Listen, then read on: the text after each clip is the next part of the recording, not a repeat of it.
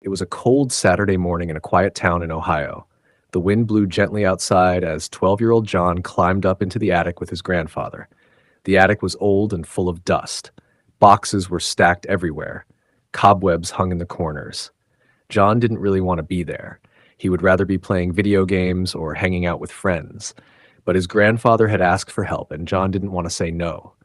As John moved some boxes to the side, something caught his eye. It was a wooden case with a glass top covered in dust. Inside was a neatly folded American flag. "Grandpa," John said, "what's this?" His grandfather looked at the case and slowly walked over. He didn't say anything at first. He knelt down, brushed off the dust, and picked up the case gently, like it was something very special. "That flag," he said softly, "belonged to your great-uncle Michael." John looked at the flag with new curiosity. "Who was he?" he asked. His grandfather sat down on an old wooden box and took a deep breath. His eyes looked far away as if he was remembering something from long ago. "Michael was my younger brother," he said. "He was strong, kind, and always full of energy. After the attacks on 9/11, he felt he had to do something, so he joined the military. He wanted to protect people." John listened carefully. His grandfather's voice sounded different now, full of love and pain at the same time.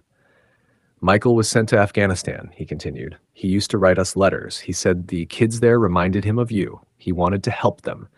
He believed that every person, no matter where they were from, deserved to feel safe."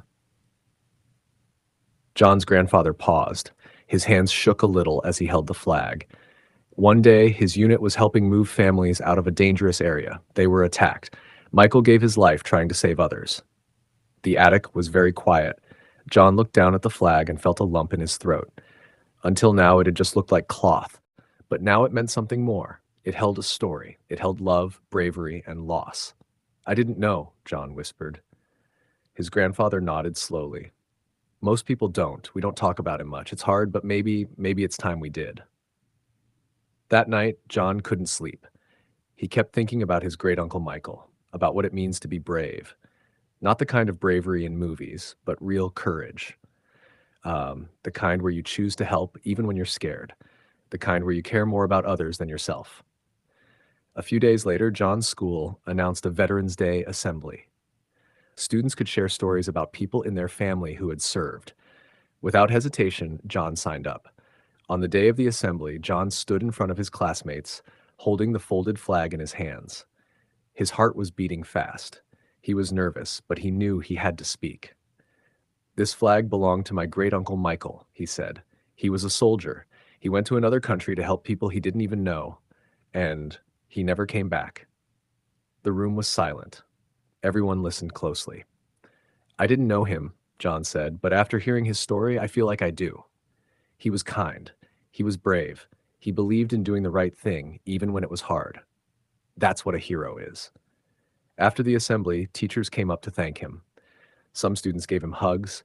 Even kids who never talked to him before looked at him differently.